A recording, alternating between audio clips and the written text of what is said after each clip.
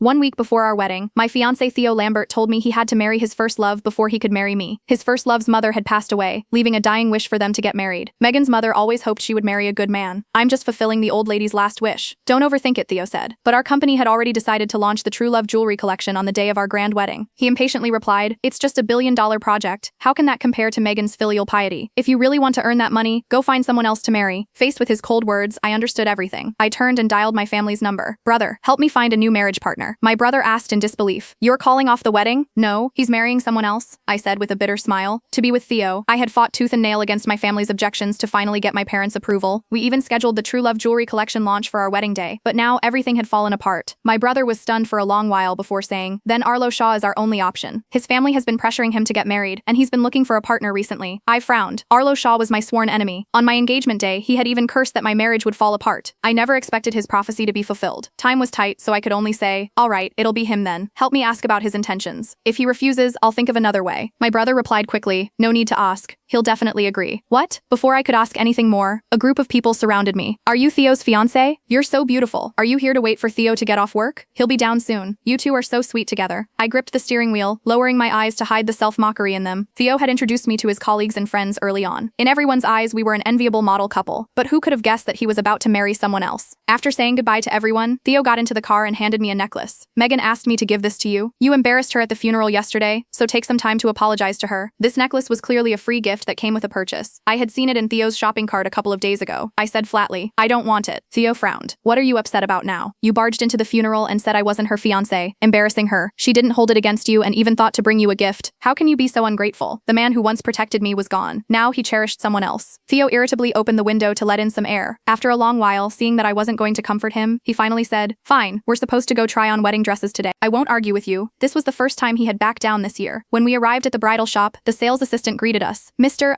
Lambert, Miss Quinn, the 20 custom wedding dresses and tuxedos you ordered are ready." But Theo's gaze wasn't on these clothes. He was looking down at his phone, his expression somewhat urgent. After noticing my gaze, he quickly put away his phone, his face showing a hint of apology. "Genevieve, something came up with Megan. I need to rush over there right away. Try on the wedding dresses yourself, and just pick a tuxedo for me. I trust your taste." With that, he hurriedly hailed a taxi and left, leaving me alone. The sales assistant quickly approached me and tentatively asked, "Miss Quinn, would you like to personally select the tuxedo?" I looked away and nodded. Of course I would choose a tuxedo, just not for Theo. After all, the groom had changed. I drove home, thinking Theo wouldn't return all night, but he came back before dinner. He strode over to me, holding a takeout box. "I went all over town to buy this for you. It's from Harry's Bakery." I looked at the box of Swiss rolls. There were 3 fewer than usual, and one of them had a bite mark, obviously having been eaten. Half an hour ago, I had seen Megan's Instagram post. The photo was of the Swiss rolls in my hand. "Hubby bought me a midnight snack even though it's so late. Thanks for working so hard, babe."